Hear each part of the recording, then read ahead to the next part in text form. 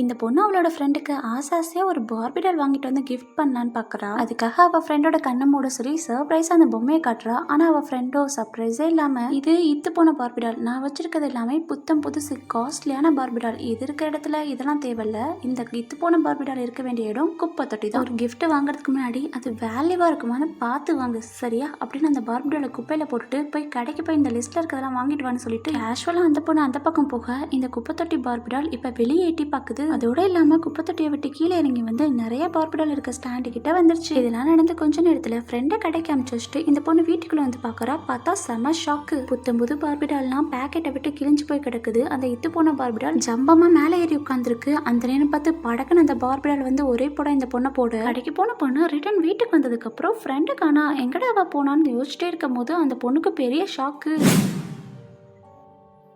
இந்த மாதிரி ஒரு பொண்ணை என்ன பண்ணலான்னு கமெண்ட்ல சொல்லுங்க ஃப்ரெண்ட்ஸ்.